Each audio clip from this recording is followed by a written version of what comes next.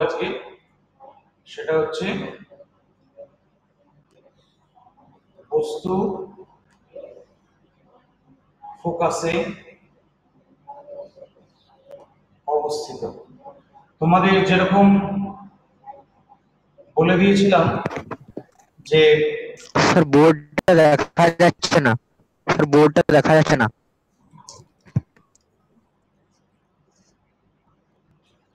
তোমাদের যেরকম বলেছিলাম যে ওই 0, 3, 6, 9, 12 এরকম ভাবে দাগ দিতে, সেরকম ভাবে প্রথমে দাগ দিয়ে নাও একটা স্ট্রেট লাইন টেনে।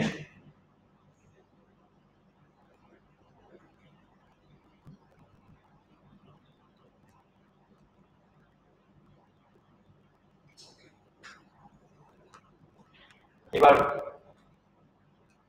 এই 6 নম্বর দাগটা 6 সেন্টিমিটারের দাগটায় আমরা দর্পণ আঁকলাম। দর্পণে গিয়ে বস্তুটাকে বসাবো ফোকাসে।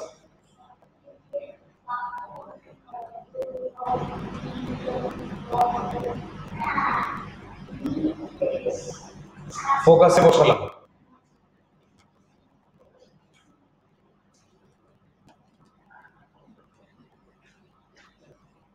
এরপর আমরা জানি যে এইটার সঙ্গে সমান্তরাল, অর্থাৎ প্রধান অক্ষের সঙ্গে সমান্তরাল রশ্মিগুচ্ছ প্রতিফলনের পর স্যার মিটার 6 আঁকলেন? ফোকাস দিয়ে, হ্যাঁ বলো। এটা এটা বস্তুটা তো 3 এ, এটা হ্যালো। 0, এটা 6 এ, এটা 9, এটা 12।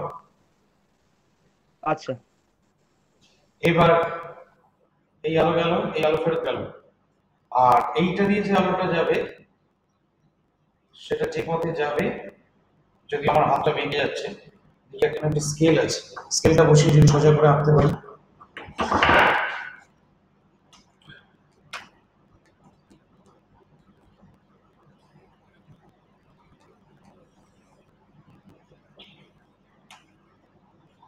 এই মোটামুটি এটা হলো 0, অর্থাৎ যে পথে যাচ্ছে সেই পথেই ফেরত যাচ্ছে, এবং এই দুটো হচ্ছে সমান্তরাল, এই রশ্মি দুটো সমান্তরাল। তাহলে আমরা এই দুটোকে অসীম দৈর্ঘ্য অবধি যদি দূরত্ব অবধি নিয়ে যাই, কোন দিকে মিলবে না? এদিকেও যদি নিয়ে যাই এদিকেও মিলবে না, সসীম দূরত্বে মিলবে না।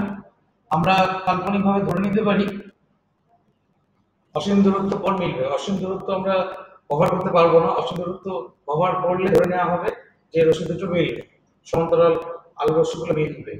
তাহলে এই রশ্মি দুটো যত দূরে গিয়ে মিলিত হবে, তার মানে প্রতিবিম্বটা তত দূরে গঠিত হবে, এবং প্রতিবিম্বটা তত দূরে গঠিত হওয়া অর্থই হচ্ছে, তার মানে এইটাই তো হচ্ছে আমার প্রতিবিম্বের সাইজ, অর্থাৎ এইখানে যেখানে ছেদ করে সেই প্রধান অক্ষ থেকে সেই ছেদ বিন্দুটা দূরত্বটাই তো প্রতিবিম্বের সাইজ হয়। তাহলে এর ক্ষেত্রে প্রতিবিম্বটা যদি অসীম দূরত্বে গিয়ে মিলিত হয়, তাহলে প্রতিবিম্ব সাইজটা অসীম হবে। এবং এইখানে যে ডটেড লাইনটা দিয়েছি, এই ডটেড লাইনটা দেখো অসীম দূরত্বে গিয়ে মিলিত হবে। তাহলে আমরা এপাশেই মেলাবার চেষ্টা করি বা এপাশেই মেলাবার চেষ্টা করি, উভয় দিকেই আমার কিন্তু মানে বস্তুটি সাপেক্ষে প্রতিবিম্বটা অসীম আকারের হবে। তাহলে অসীম আকারের যদি হয়, তাহলে এই ফিচার্স কি লিখবো? এটা তো হচ্ছে ফোকাস। তোমরা এই 3T গুলো লিখো না জানো, আমি এগুলো জাস্ট তোমাদের বোঝানোর জন্য দেখাচ্ছি। তাহলে এখানে এই পয়েন্টে ধরো P, Q, Q R F একই বিন্দু। তাহলে প্রথমটা হচ্ছে প্রতিবিম্বের বৈশিষ্ট্য, ক্যারেক্টারিস্টিক্স অফ ইমেজ।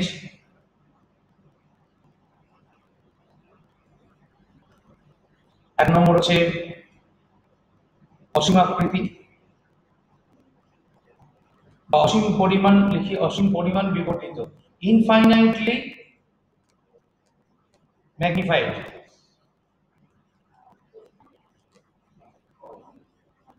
দু নম্বর কি? সৎ হতে পারে, অসৎ হতে পারে। কেন না, যদি এপাশে এসে মেলে, স্যার মনে করি যে একটা বলে দিন। হ্যাঁ, বুঝতে পারলাম না, বলো কি প্রশ্ন? কেউ কেউ কিছু প্রশ্ন করছো? কোন জায়গাটা বলবো? কোন জায়গাটা বলতে বলছো? Sir first point. First part, এটা অসীম পরিমাণ বিবর্ধিত এই অংশটা। ইংলিশ ভার্সনে। হ্যাঁ কারণ এই স্যার, ইংলিশ ভার্সনে। এই রশ্মি দুটো তো সমান্তরাল হয়ে যাচ্ছে, সমান্তরাল হয়ে যাচ্ছে মানে তারা কোনো সসীম দূরত্বে গিয়ে মিলবে না, ফাইনাইট ডিস্টেন্সে গিয়ে মিট করবে না। তার মানে একমাত্র উপায় হচ্ছে তারা ইনফাইনাইট ডিস্টেন্সে গিয়ে মিট করতে পারে। ইনফাইনাইট ডিস্টেন্সে কি হবে আমরা তো জানি না, এই জন্য ধরে নিচ্ছি ইনফাইনাইট ডিস্টেন্সে গিয়ে মিট করবে। তাহলে ইনফাইনাইট ডিস্টেন্সে গিয়ে যদি মিট করে তাহলে তার ম্যাগনিফিকেশন বা বিবর্ধনটা ইনফাইনাইট অ্যামাউন্ট হবে। যত দূরে গিয়ে মিট করে তত তো বড় সাইজের প্রতিবিম্ব হবে। তাহলে অসীম পরিমাণ বিবর্ধিত। এদিকে যদি ইনফিনিটি দূরে গিয়ে মিট করে তাহলে সদ্বিম্ব হবে। আর এইদিকে ডট ডট ডট দিয়ে যদি আমরা এই পাশে মেলাই, অর্থাৎ প্রকৃতপক্ষে যদি সদ্বিম্ব না হয় অসদ্বিম্বের কথা ভাবি, সেটাও হবে এবং সদ্বিম্ব হতে পারে, অসদ্বিম্ব হতে পারে।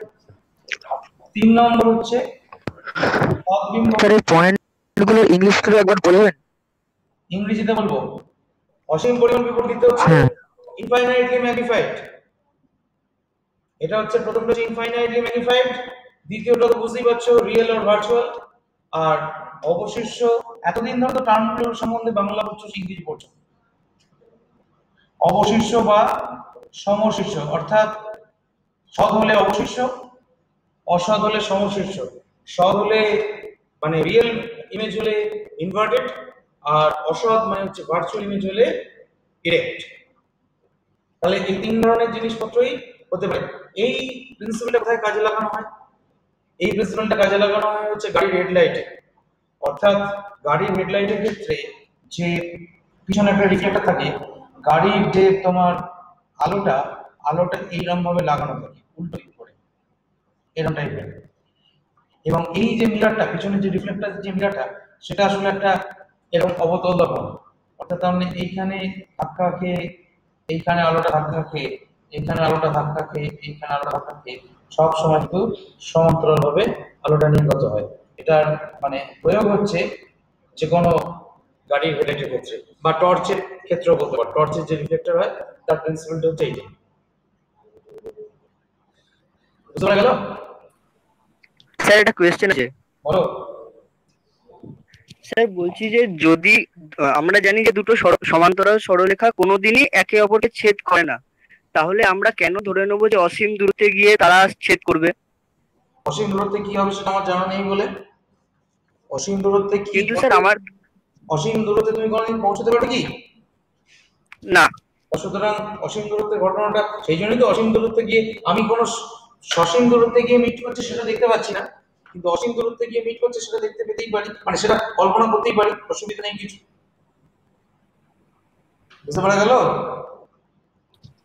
হ্যাঁ এবং আমার এই ট্রেনটা যে কোনো প্যারালাল মানে স্ট্রেট লাইন বলতে পারো, যা খুশি বলতে পারো, ওইটাই হচ্ছে আমার মানে এ, যে আমরা কোনো ফাইনাইট ডিস্টেন্সের মধ্যে থাকে না, মিট করাতে পারবো না। ইনফাইনাইট ডিস্টেন্সে যদি মিট করাতে পারি।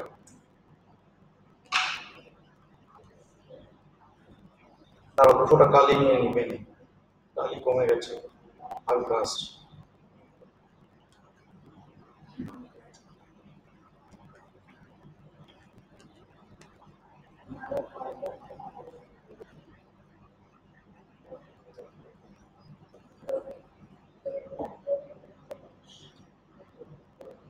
বেশ, এরপরে যে লাস্ট ডায়াগ্রাম আমাদের বাকি আছে এটা মুছে দিলাম। এটা হচ্ছে বস্তু ফোকাস এবং মেরুর মধ্যে অবস্থিত। The body is placed in between focus and pole. বস্তু ফোকাস ও মেরুর মধ্যে অবস্থিত।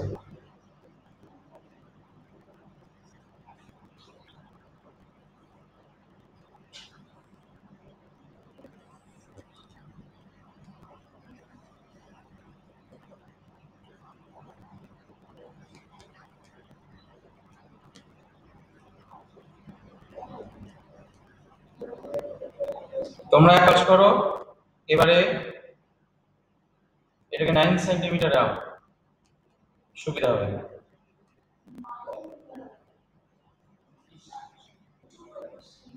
আমাদের বস্তুটা এরকম কোনো একটা জায়গায় আছে, এইখানে পড়ে এসে পড়লো, পড়ে ফোকাস দিয়ে গেল, এটা আসলে ফোকাস, এটা আসলে সেন্টার অফ কার্ভেচার। আর সেন্টার অফ কার্ভেচার দিয়ে যেটা যাবে, স্কেলের সাহায্য নিয়ে আমরা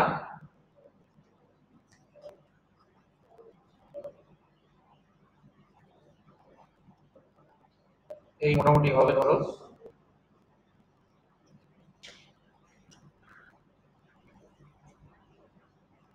একে যদি বাড়িয়ে দেওয়া হয়,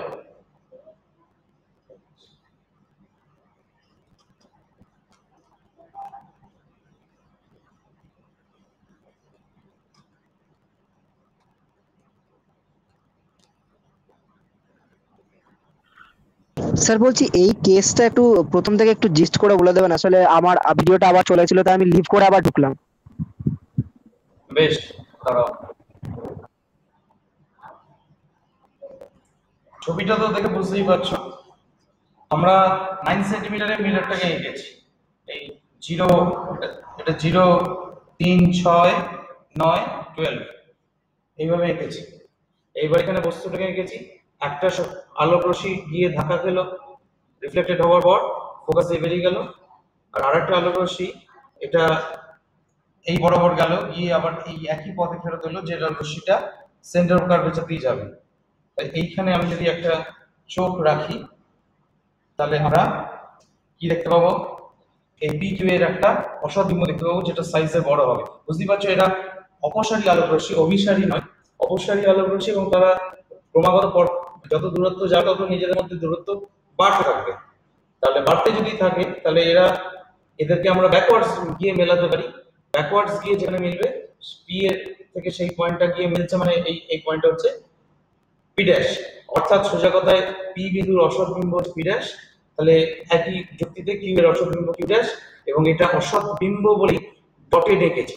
এটা কিন্তু আগের যেমন সলিড লাইন এঁকেছিলাম, এই লাইনটা কিন্তু ডটেড। এবার একটা কথা বলার আছে, সেটা হচ্ছে যে তোমাদের প্রথম দিন সেই যে জিনিসটা দেখিয়েছিলাম, অর্থাৎ কনকেভ মিররের বেলায় সেই বুড়ো আঙুল রাখলে বুড়ো আঙুলটা অনেক দেখায়, তোমার এক সেকেন্ড দাঁড়াও, বড় দেখায়, কোথায় গেলি,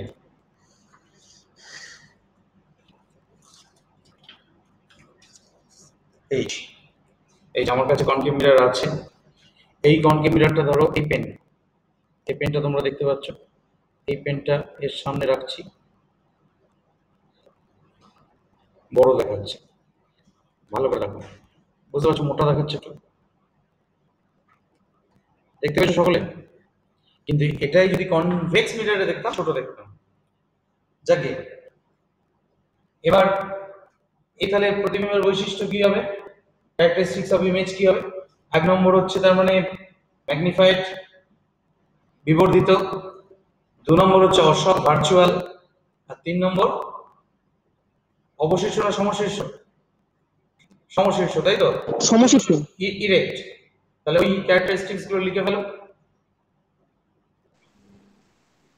এই ধরনের ভূমিকা ব্যবহার করা হয় শেভিং মিররের ক্ষেত্রে, অর্থাৎ শেভিং মিররের ক্ষেত্রে মুখটা তোমার নিজের মুখের সাইজের চেয়ে বড় দেখলে দাড়ি কামাতে সুবিধা হয়, সেই জন্য শেভিং মিররের ক্ষেত্রে, বা অনেক সময় দেখবে মেয়েদের যে ওই মেকআপ করার জন্য যে ছোট মিরর ব্যবহার করা হয়, তাতেও এরকম কনকেভ মিরর থাকে, যেখানে তুমি মুখটিকে কাছে রাখলে তোমার মুখের যা সাইজ তার চেয়ে বড় করে তুমি নিজের মুখটাকে দেখতে পাবে, এবং বড় করে নিজের মুখটাকে দেখলে তোমার ওই দাড়ি কামানোই বলো বা মেকআপ করাই বলো, এই কাজগুলো করতে সুবিধা হবে।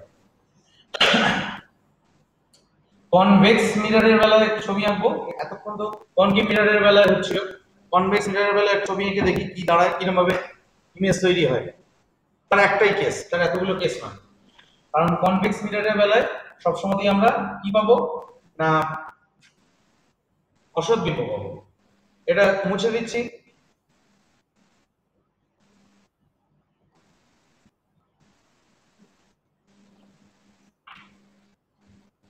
উত্তল দর্পণের ক্ষেত্রে প্রতিবিম্ব গঠন।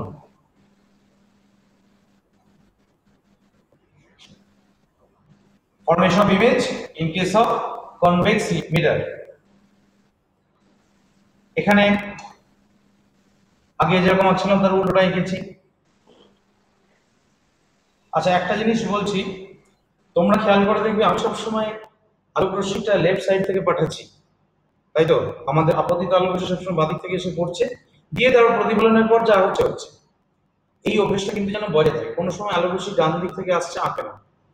পরবর্তীকালে আমার মতো মানে অপদার্থ যদি হতে চাও আর কি, মানে পদার্থ বিজ্ঞান নিয়ে যদি আরো পড়াশোনা করতে চাও, উচ্চ মাধ্যমিকে যদি বিজ্ঞান বিভাগে পড়ো, তাহলে এই বাঁ দিক দিয়ে আলোক রশ্মি আসছে এটাকে ধরে নিয়ে একটা সাইন কনভেনশন শিখতে হয়। সেটা শিখতে গেলে আমাদের ধরেই নিতে হবে আলোক রশ্মি বাঁ দিক থেকে আসছে। কেন ধরে নিতে হবে? কারণ আমাদের যেটা অ্যাক্সিস সিস্টেম, অর্থাৎ তোমরা গ্রাফ অল্প বিস্তর সকলেই জানো, গ্রাফে যেটা ধনাত্মক এক্স অক্ষ, সেই ধনাত্মক এক্স অক্ষের মেরুটা, মেরু বলবো না, মূল বিন্দুটা বা অরিজিনটা কোথায় থাকে না বাঁ দিকে থাকে, এবং ধনাত্মক এক্স অক্ষটা যত আমাদের ডান দিকে আমরা এগোই ধনাত্মক এক্স অক্ষটাও আস্তে আস্তে বাড়তে থাকে। তাহলে আমাদের আলো যেন সবসময় ধনাত্মক এক্স অক্ষের যে অভিমুখ সেই অভিমুখ বরাবর গিয়ে আপতিত হয়, এই অভ্যেসটা বজায় রাখে। অন্য যে কোনো বইতে উল্টো দিক থেকে ছবি থাকতেই পারে, সেগুলো প্র্যাকটিস করার দরকার নেই। আচ্ছা, এই কনভেক্স মিররের ক্ষেত্রে এর তো বুঝতেই পারছো ফোকাস নিশ্চয়ই এ পাশে হবে না, ফোকাস এরকম কোনো একটা জায়গায় হবে, বক্রতা কেন্দ্র এরকম কোনো একটা জায়গায় হবে। আমরা এখানে এক কাজ করবো, যে 12 সেন্টিমিটার 15 সেন্টিমিটার লম্বা লাইন টেনে এই 12, 9, এটা হচ্ছে তার মানে 6, 6তে এঁকে ফেলবো এরকম ভাবে তখনটা। এটাকে আবার যেখানে খুশি বসাও, তাতে কিছু যায় আসে না, যেখানে খুশি বসালাম। একটা রশ্মি একই রকম ভাবে এসে পড়লো সমান্তরাল ভাবে, প্রতিফলনের পর তাহলে সেটা কোথা দিয়ে যাবে না, যাবার কথা হচ্ছে ফোকাস দিয়ে। ফোকাস দিয়ে যদি যেতে হয় তাহলে এইখানটা আমি আমাদের সুবিধের জন্য এটা একটা লাইন দিলাম, প্রতিফলনের পর ফোকাস দিয়ে যাবে, ছড়িয়ে যাবে আস্তে আস্তে আলোটা। আর বক্রতা কেন্দ্রর ক্ষেত্রে বিশেষত কি না, বক্রতা কেন্দ্র বিশেষত হচ্ছে যে পথে যাবে সেই পথেই ফিরে আসবে। অর্থাৎ আলোক রশ্মিটা যদি একটু বেঁকে গেল বেশি, আর একটু এটাকে কম বাঁকাতে হতো, আলোক রশ্মিটা যদি দর্পণ না থাকতো সোজা গিয়ে বিন্দু দিয়ে যেত। আমার তো এখন তো এখানে কোনো বিন্দু নেই, আমার ডটেড লাইন দিয়ে এখানে জুড়ে দিলাম, তাহলে অর্থাৎ এই পথে গেছে আবার এই পথেই ব্যাক করবে। বক্রতা কেন্দ্রর ডেফিনিশন তাই বলে, কারণ এখানে তার মানে লম্ব আপতন হয়েছে, আপতন কোণ 0 ডিগ্রি, যে পথে গেছে সেই পথেই ব্যাক করছে। এই দুটো ডটেড রে যেখানে হিট করছে সেইখানে একটা প্রতিবিম্ব তৈরি হবে, যেটা হচ্ছে এই পি কিউ এর অসৎ বিম্ব পি ড্যাশ কিউ ড্যাশ। অর্থাৎ দেখো, আমরা যে অসৎ বিম্বর যে সংজ্ঞাটা বলেছিলাম, যে দ্বিতীয় কোনো বিন্দু থেকে অপসৃত হচ্ছে বলে মনে হয়, এইখানে ভালো করে ভাবো, এই রশ্মিটাকে যদি আরো বাড়িয়ে দিই, এই পি ড্যাশ বিন্দু থেকে যেন দুটো রশ্মি ছড়িয়ে যাচ্ছে, পি ড্যাশ বিন্দু থেকে দুটো রশ্মি একটা এইদিকে ছড়িয়ে যাচ্ছে, একটাকে এদিকে ছড়িয়ে যাচ্ছে বলে মনে হচ্ছে। তাহলে পি ড্যাশটাই সেই দ্বিতীয় বিন্দু, যেটা হচ্ছে এই পি বিন্দুর অসৎ বিন্দু বা ভার্চুয়াল ইমেজ। প্রশ্ন আছে কিছু? স্যার সব ক্ষেত্রে সৎ মানে যখন কোনো একটা সদ্বিম্ব গঠিত হয়, তার যে প্রতিবিম্ব সেটা সবসময় অবশিষ্ট, আর অসৎবিম্ব গঠিত হলে সমশীর্ষ হয় কেন? এটা তো কালকে প্রশ্নটা করেছিলাম, আমি তো উত্তর দিলাম, বুঝতে পারোনি? ব্যাপার হচ্ছে সদ্বিম্ব গঠিত হতে গেলে প্রতিফলন বা প্রতিসরণের পর রশ্মিগুলোকে দ্বিতীয় একটি বিন্দুতে গিয়ে মিলতে হবে, ঠিক তো? তার মানে তাদেরকে সেটা কথা অপসারী হতে হবে। অপসারী যদি হয়, আলোক রশ্মিগুচ্ছ যদি প্রতিফলন বা প্রতিসরণের পর অপসারী হয়, তাহলে সদ্বিম্ব গঠিত হবে। এবং সদ্বিম্ব তোমার এটা ধরে নেওয়ার কোনো কারণ নেই, কারণ আমরা তোমার উত্তল কেন অবতল দর্পণের ক্ষেত্রেও দেখেছি যে সদ্বিম্ব গঠিত হয়েছে, অসদ্বিম্ব গঠিত হয়েছে। সদ্বিম্ব 3-4টে কেসে হয়েছে, অসদ্বিম্ব 1টি কেসে হয়েছে। সুতরাং এটা ভাবার কোনো কারণ নেই যে কেবলমাত্র সদ্বিম্বই গঠিত হয় অবতল দর্পণের ক্ষেত্রে। কিন্তু এই উত্তল দর্পণের ক্ষেত্রে সাধারণভাবে সব সময়তেই আমরা ধরে নিচ্ছি অসদ্বিম্ব গঠিত হবে, কারণ এইভাবেই যদি আলো এসে পড়ে, এছাড়া আর অন্য কিছু তৈরি হওয়ার সম্ভাবনা নেই। তোমাদের বলতে একটা জায়গায় একটু হালকা ছুঁয়ে গেছে, সেই জায়গাটা আমরা আসবো আলোচনায় একটু পরে আসছি।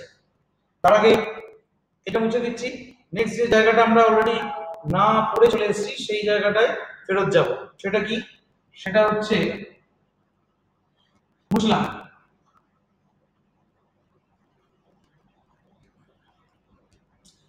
যদি কারোর আঁকতে সমস্যা হয় আমি আপলোড করে দেবো, ভিডিওটা দেখে নিও পরে।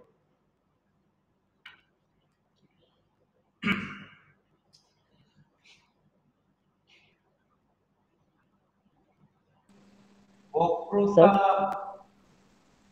দর্পণের, স্যার বলো। বলছিলাম আর একটা কেস তো হয় অবজেক্ট মানে ইনফিনিটিতে রয়েছে, অবজেক্ট ইনফিনিটিতে রয়েছে, ফোকাসে প্রতিবিম্ব তৈরি হচ্ছে। হ্যাঁ, সেটাও ভাবতে পারো একটা। হ্যাঁ হ্যাঁ একদম একদম।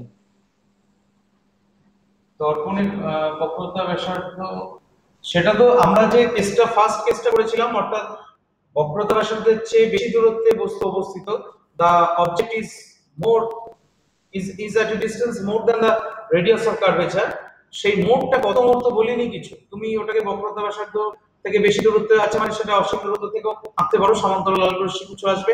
এবং সেই ক্ষেত্রে তো অলরেডি কি হবে সেটা অলরেডি আমাদের শেখা হয়ে গেছে। কখন শিখেছি? না, যখন সেকেন্ডারি ফোকাসের ডেফিনিশন পড়েছিলাম, তাই নাকি? সেকেন্ডারি ফোকাস বা বাংলায় কি যেন বলে, গৌণ ফোকাস। গৌণ ফোকাসের যখন সংজ্ঞা করেছিলাম যে অসীম দূরত্ব থেকে আসছে আলোকরশ্মি, অসীম দূরত্ব থেকে আলোকরশ্মি এসে দর্পণে এসে মিলিত হচ্ছে। আমরা এই ক্ষেত্রে যে ছবিগুলো আঁকলাম সেগুলো সবগুলোর ক্ষেত্রেই বস্তুগুলো ফাইনাইট ডিসটেন্সে উপস্থিত, অসীম দূরত্বে নেই। তাতে সুবিধা কি? না, তাতে সুবিধা হচ্ছে আমরা প্রত্যেকটা বস্তু থেকেই একটা বিন্দু ধরে নিয়েছি, পি বিন্দু।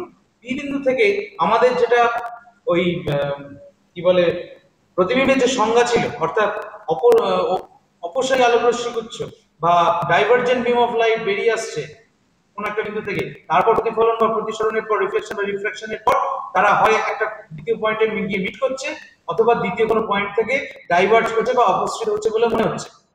তাহলে আমাদের যদি বিন্দুটাকে আমি অসীম দূরত্বে নিয়ে চলে যাই, সেখান থেকে আমি অপসারী আলোকরশ্মিগুচ্ছ আঁকতে পারবো না।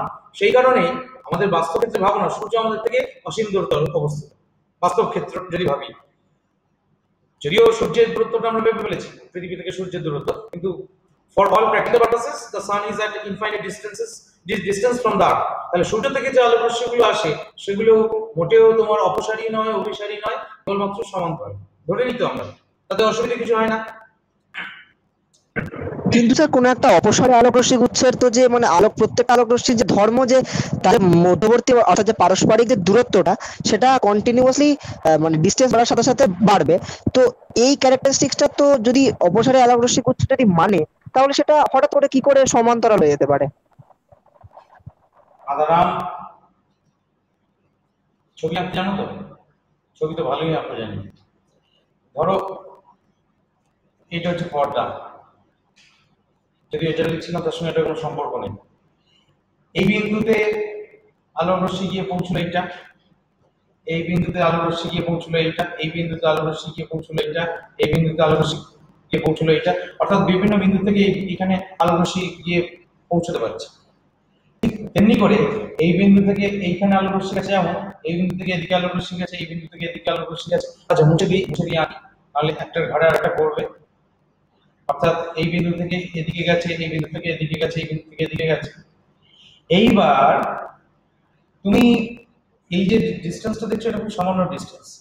এই ডিসটেন্সটাই যদি আরো দূরে তুমি যাও, কারণ তুমি যেটুকু জিনিসের মধ্যে কল্পনা করছো সেটা হয়তো এইটুকুর মধ্যে তোমার এখন কেবলমাত্র দুটো অপসারী আলোকরশ্মি গিয়ে পৌঁছেছে, দুটো বেশি আর যায় না। ধরা যাক এইটাই যদি আরো দূরে নিয়ে যাও, এই একই সাইজের মধ্যে তুমি একটাই রশ্মিকে পেলে, এই রশ্মিটা তখন তোমার এই হিসেবের মধ্যে আর গিয়ে মিলো না। তুমি আরো দূরে নিয়ে যাও, তখন আরো কম পাবে, মানে এর মধ্যে তো আরো অসংখ্য আলোকরশ্মি আছে, তার মানে আরো কম পাবে। আলটিমেটলি কোনগুলোই এখানে একমাত্র গিয়ে পৌঁছবে, যেগুলো প্রায় সমান্তরাল বলে আমি ধরে নেব বা প্যারালাল বলে ধরে নেব, সেগুলি একমাত্র এই স্থানে গিয়ে পড়বার কথা। বুঝতে পারা গেল? হ্যাঁ স্যার।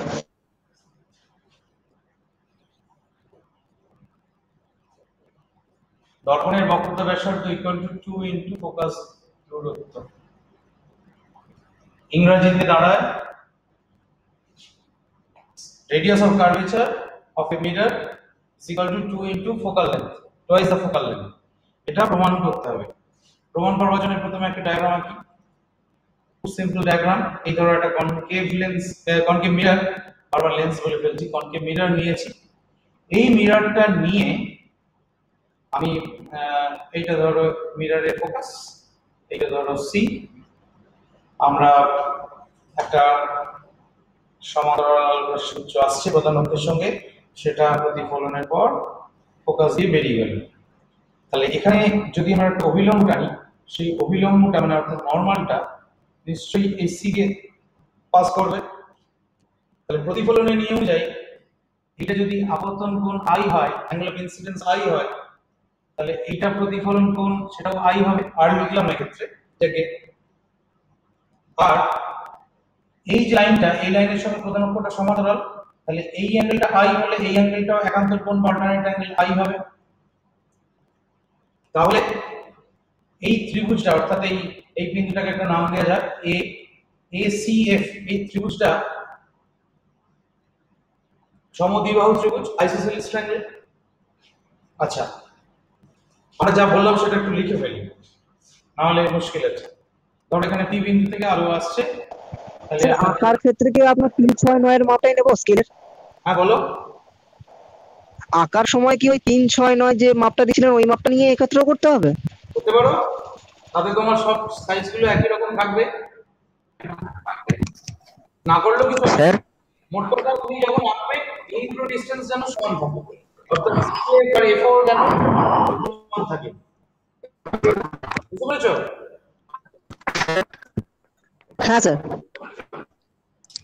তাহলে এখানে স্যার হ্যাঁ বলো। বলছি যে পি বিন্দু থেকে এটা মিররের উপর কোন পয়েন্টে এসে রিফ্লেক্ট করছে? পি বিন্দুটা এসে এ বিন্দুতে পড়ছে, এটা এ। এটা বুঝতে পারছো না তো? এ তো এটা। আচ্ছা, তাহলে angle PAC equal to I, তাহলে angle CAF equal to I প্রতিফলনের সূত্রানুসারে by laws of reflection.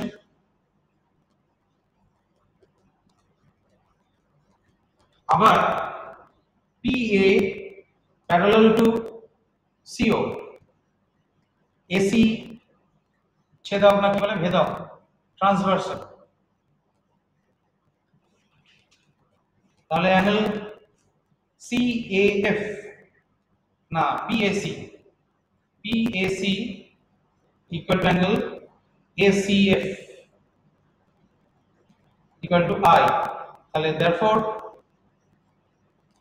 triangle ACF, angle ACF equal to angle ACF হলো, আর এটা হচ্ছে FAC বা CF একই ব্যাপার, equal to I। তাহলে অতএব ত্রিভুজটি সমদ্বিবাহু আইসোসেলিস। তাই যদি হবে তাহলে বাহুগুলো সমান, অর্থাৎ therefore CF equal to AF, corresponding sides Bangla কি জানো বলে অনুরূপ বাহু। বেশ, এইবার প্যারাক্সিয়াল রে এর জন্য, প্যারাক্সিয়াল রে কাকে বলে? প্যারাক্সিয়াল রে হচ্ছে যে রশ্মিগুলো প্রধান অক্ষের খুব কাছ দিয়ে গিয়ে দর্পণে আপতিত হয় তাদেরকে প্যারাক্সিয়াল রে বলা হয়। সেই প্যারাক্সিয়াল রে এর জন্য আমরা এই বিন্দুটা এতটা দূরে এঁকেছি বটে, কিন্তু এই বিন্দুটা আসলে আছে কিন্তু এই ওয়ের খুব কাছাকাছি, এই ওয়ের খুব কাছাকাছি আছে। এই ওয়ের খুব কাছাকাছি যদি থাকে তাহলে এই AF দৈর্ঘ্যটা আস্তে আস্তে কমতে কমতে কমতে কমতে কমতে কমতে এইখানে এদিকে হয়ে যাবে। অর্থাৎ দেখো এই ছিল AF, এই বিন্দুটা দিয়ে আমি নামাতে নামাতে নামাতে এইরকম জায়গায় এটাকে নিয়ে আসি, তাহলে AF কিরকম হবে?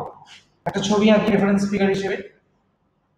এইখানে A বিন্দু আছে, এইখানে তোমার এটা A, এটা F,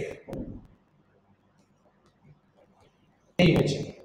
তুমি এই বিন্দুটাকে নামিয়ে কমিয়ে রাদার আরো তুমি কাছে নিয়ে নে। এইখানে ছিল আগে, এইখানে ছিল এটা, এইখানে এ ছিল, তুমি এখন এটাকে এখানে নিয়ে নি, তাহলে এইটা এখন তোমার তার মানে এফ। তাহলে এই বিন্দুটা যদি আরো কাছে আসে তাহলে প্র্যাকটিক্যালি এই এএফ আর ওএফ সমান হয়ে যাবে। তাহলে আমরা বাংলায় লিখবো প্যারাসেলের বাংলা কি জানো, কি রশ্মি বলে, পরাক্ষীয় উপাক্ষীয় রশ্মি, উপাক্ষীয় রশ্মি। উপাক্ষীয় রশ্মি। উপাক্ষীয় রশ্মির জন্য, উপাক্ষীয় রশ্মি হচ্ছে সেই রশ্মি যেগুলো প্রধান অক্ষের কাছ দিয়ে গিয়ে তোমার মিরর বা দর্পণের উপর পড়ে। তাহলে উপাক্ষীয় রশ্মির জন্য কি বলতে পারি, উপাক্ষীয় রশ্মির জন্য বলতে পারি যে এএফ আর এফ সমান, AF approximately equal to F. AF যদি এফ এর সঙ্গে সমান হয় তাহলে এএফ তো সিএফ এর সঙ্গে সমান, তাহলে therefore CF is equal to তাহলে ওএফ। therefore এফ হচ্ছে ওসি এর মধ্যবিন্দু। তাহলে মধ্যবিন্দু যদি হয় তাহলে ন্যাচারালি বুঝতেই পারছো যে এ বিন্দুটা মানে ওয়েভটা হচ্ছে আমার তার মানে ইজ হাফ অফ ওসি। তাহলে আমরা লিখতেই পারবো যে ফোকাস দৈর্ঘ্য সমান বক্রতা ব্যাসার্ধের অর্ধেক, বা ঘুরিয়ে লিখলে ওসি ইকুয়াল টু ওএফ। একই কথা, আমরা যেটা চেয়েছিলাম দর্পণের বক্রতা ব্যাসার্ধ 2 ইনটু ফোকাস দূরত্ব, সেটা প্রমাণ করলাম। আচ্ছা, এটা তো গেল কনকেভ মিরর। কনভেক্স মিররের ক্ষেত্রেও কিন্তু এই প্রমাণটা করা যায়। এই প্রমাণটা আমি করে দিচ্ছি, একটু অপেক্ষা করে দেখিয়ে দিচ্ছি। এটা মুছে দিই, একটু দাঁড়ান স্যার। না তুমি চাইলে টুকতে পারো, পরে একবার ইউটিউব চালিয়ে গেলেই টুকতে পারবে, আমি এখনই দিয়ে দেবো। মুছে দিচ্ছি, ওকে স্যার। তুমি সেখানে ধীরে সুস্থে টুকতে পারবে, চাইলে রিমাইন্ড করে আরেকবার দেখতে পারবে, অসুবিধা নেই কিছু। আমি চেষ্টা করি অন্তত আমার ক্লাসগুলোকে দিয়ে দেওয়ার। বেশ,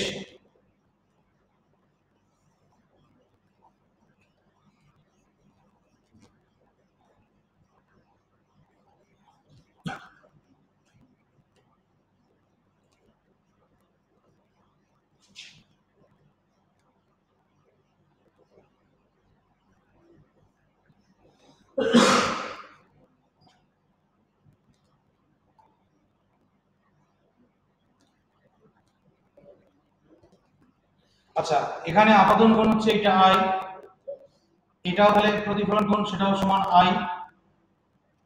তাহলে এই কোণটা যদি আই হয়, দেখো এবার এই লাইনটা আর এই লাইনটা সমান্তরাল, এইটা হচ্ছে এই ডটেড লাইনটা হচ্ছে তোমার ভেদক।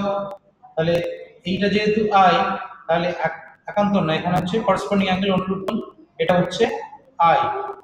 আবার এইটা যেহেতু আই তাহলে বিপ্রতীপ কোণ ভার্টিক্যালি অপোজিট অ্যাঙ্গেল, এইটা হচ্ছে আমার আই। তার মানে এই ট্রায়াঙ্গেলের মধ্যে সেই একই যুক্তি, আমরা একটা সমদ্বিবাহু ত্রিভুজ পেয়ে গেলাম। বাদ বাকিটা নিজেরা করে নিতে পারবে।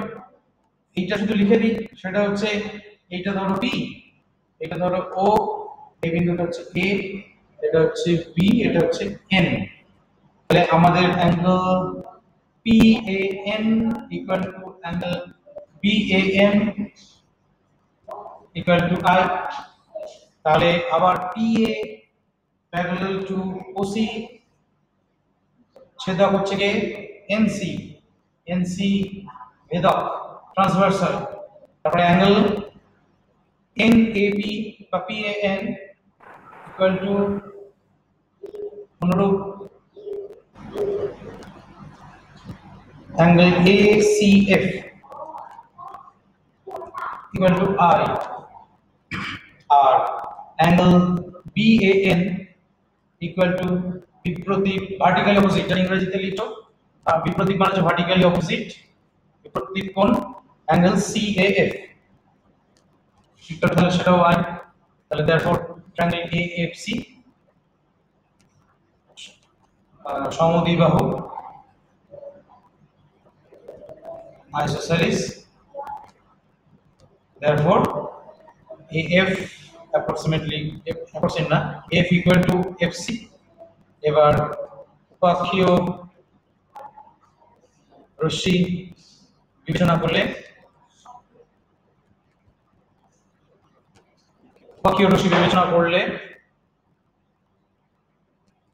f approximately equal to OF, তাহলে therefore OF equal to FC, অতএব F ও C এর মধ্যবিন্দু।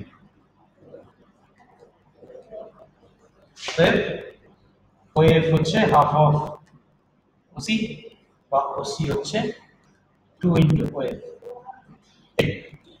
আচ্ছা, এই গেল আমাদের দর্পণ অংশটা। দর্পণ অংশে আর একটু সামান্য একটা জায়গা বাকি রইল, সেটা আমরা পরের দিন আলোচনা করতে পারি, আজকেও আলোচনা করতে পারি। তোমাদের কাছে সময় আছে কি? হ্যাঁ স্যার, হয়ে যাবে। হ্যাঁ, আমি স্যার হয়ে যাবে। আচ্ছা, এটা তাহলে মুছে দিচ্ছি। বুঝতে অসুবিধা হয়নি তো কারোর? মুছে রাখো। না স্যার, মুছে দিলাম।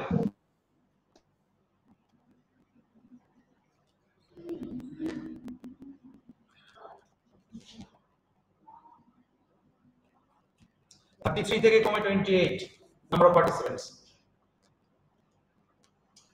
তোমাদের বইতে দেখবে একটা জায়গায় আছে যে যদি অভিসারী আলোরশ্মি গিয়ে উত্তল দর্পণের উপর পড়ে, অভিসারী আলোরশ্মি, তারা তো এমনিতে এরকম জায়গায় মিলত এসে, কিন্তু এই দর্পণটা থাকার জন্য তারা আর মিলতে পারছে না। সেই ক্ষেত্রে তারা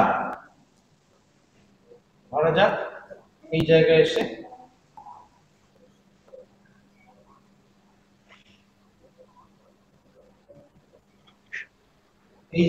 মিলিত হলো। বুঝতে পারছি কি বলতে চাইছি? অভিসারী আলোরশ্মি দর্পণের উপর এসে পড়লো, উত্তল দর্পণ। দর্পণ না থাকলে তার সত্যি সত্যি এই জায়গাটা মিট করতো। এটা মনে করো পি। তারা প্রতিফলিত হওয়ার পর তারা এই পিডাসি গিয়ে সত্যি সত্যি মিলিত হলো। তখন এই বিন্দুটা, এইটাকে আমরা প্রতিবিম্ব বলবো, সৎ প্রতিবিম্ব বা রিয়েল ইমেজ। এইটাকে তখন নাম দেব অসৎ বস্তু, ভার্চুয়াল অবজেক্ট। কারণ কি না, এই বিন্দুটারই যেন ইমেজ এখানে তৈরি হয়েছে, কিন্তু বাস্তবে এখানে কি কোনো বস্তু আছে? নেই। সেই জন্য ভার্চুয়াল, অসৎ, কিন্তু বস্তু, অবজেক্ট। আর এইটা হচ্ছে অসৎ বস্তুর সদ্বিম্ব, অর্থাৎ এখানে হচ্ছে অসৎ বস্তুর সদ্বিম্ব। এটা হচ্ছে real image of virtual object. Sir এই প্রতিবিম্বের কেসটা আরেকবার বলবেন? বুঝতে পারলাম না, আরেকবার বলো প্রশ্নটা। মানে কোনটা অসৎ বস্তু আর কোনটা অসৎ বস্তুর সদ্বিম্ব, মানে এই ব্যাপারটা এখন যদি বল। অপসারী আলো এসে পৌঁছে দর্পণে, প্রতিফলনের পর এখানে মিট করছে। দর্পণ যদি না থাকতো তাহলে এখানে মিট করতো। তাহলে দর্পণ না থাকলে যেখানে মিট করতো সেটাই হচ্ছে অসৎ বস্তু। কারণ কি না, এই বস্তুটারই যেন প্রতিবিম্ব এখানে তৈরি হয়েছে, কিন্তু এখানে সদ্বিম্ব পেয়েছি। এবং সেই সদ্বিম্বটা কার সদ্বিম্ব না, এই পি বিন্দু সদ্বিম্ব। এই পি বিন্দু সদ্বিম্ব এখানে গঠিত হয়েছে, কিন্তু এখানে সত্যি সত্যি পি বিন্দুটা কি সত্যি সত্যি কোনো বস্তু? তা তো নয়। এটা তাই জন্য অসৎ বস্তু, ভার্চুয়াল অবজেক্ট। মনে হচ্ছে যেন এখানে একটা বস্তু আছে। ক্লিয়ার? একটা কেস দেখছিলাম, আরো 2-3টে কেস বইতে আছে, স্যার দেখে নিও। যদি শোনো, আগে কথা শেষ করি। যদি অসুবিধা হয় বুঝতে, আমরা আরেকবার নয় আলোচনা করবো, তাতে সমস্যা নেই। এই জায়গাটা কিছু বুঝতে সমস্যা হলে বলো, এই কারণটা তোমার বুঝতে নতুন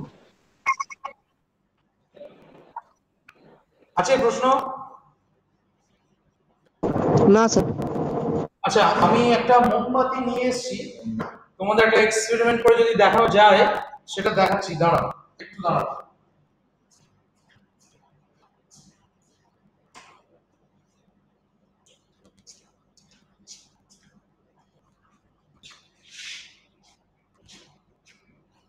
আমি যেটা করব সেটা হচ্ছে, আমার কাছে একটা কনকেভ মিটার আছে, সেই কনকেভ মিররটার সামনে একটা মোমবাতি রাখবো। এই কনকেভ মিররের সামনে একটা মোমবাতি রাখবো। মোমবাতি রেখে প্রতিবিম্বটাকে আমরা কোথায় ফেলবো না, এই পেছনে যে বোর্ডটা আছে বোর্ডটায় ফেলবো। এবার মোমবাতিটা দর্পণ থেকে যতটা, ও সেখানে একটু সমস্যা হবে, কারণ আমরা এখানে উল্টোটা করতে পারবো না, কারণ প্রতিবিম্বটা আমাদের এখানে প্রতিবিম্বটা ছোট তৈরি করতে হবে। কারণ আমাকে ধরো দর্পণটা আমি যদি বোর্ডের কাছে রাখি, মোমবাতিটা হচ্ছে বোর্ড আর দর্পণের মাঝামাঝি রাখি, তাহলে এমন প্রতিবিম্ব তৈরি করতে হবে যেটা আরো বেশি দূরে তৈরি হয়। সেটা এই দূরে তৈরি হলে এইরকম তৈরি হবে। বড় প্রতিবিম্ব অত ছোট প্রতিবিম্ব দেখাতে পারবো না এখানে। বেশ, তাই দেখাবার চেষ্টা করি অন্তত।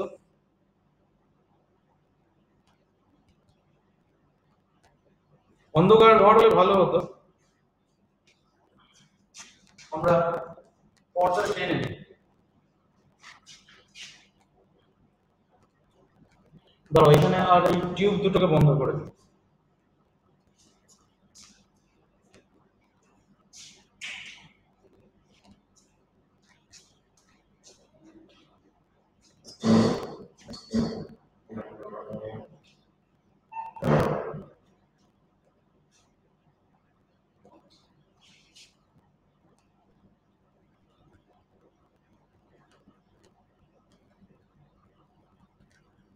আচ্ছা, এক সেকেন্ড।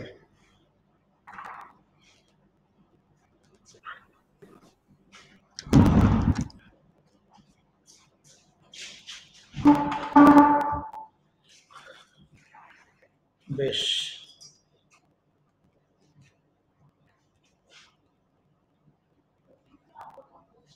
বোর্ডের উপর প্রতিবিম্বটা আমি দেখতে পাচ্ছি, উল্টোন শিকাটা তোমরা বুঝতে পারছো? হালকা হালকা বোঝা যাচ্ছে। হ্যাঁ, বোঝা যাচ্ছে। হ্যাঁ তো মোটামুটি বোঝা যাচ্ছে। তার মানে ম্যাগনিফাইড ইমেজ তো, এবং শিকাটা উল্টো আছে, বুঝতে পারছো? হ্যাঁ স্যার। স্যার বুঝতে পারছি না ঠিকঠাক, স্যার ঠিকঠাক বুঝতে পারছি না। বোর্ডে আলো পড়ছে মোমবাতি, বুঝতে পারছো না? উল্টানো প্রতিবিম্ব তো। আর একটু কাছে। হ্যাঁ হ্যাঁ হ্যাঁ স্যার। এবার দেখো, হ্যাঁ স্যার বুঝতে পারছি। উল্টানো প্রতিবিম্ব। তাহলে আমরা এখন তার মানে মোমবাতির শিখাটাকে রেখেছি হচ্ছে কোন জায়গায় না, ফোকাস আর রেডিয়াস অফ কার্ভেচার, মানে ফোকাস আর সেন্টার অফ কার্ভেচারের মাঝামাঝি ওইখানে মোমবাতির শিখাটাকে রাখা আছে। তার মানে প্রতিবিম্বটা তৈরি হয়েছে বেশ কিছুটা দূরে, এবং তার সাইজ দেখো ম্যাগনিফাইড। ঠিক তো? বুঝতে পারা গেল? হ্যাঁ স্যার। আর যে যেখানে মিস করে গেছো তারা ওই যেটা বললাম স্যার সেখান থেকে লিখে নিতে পারবে, অসুবিধা নেই কিছু। আজকে বন্ধ করছি আপাতত। Okay sir.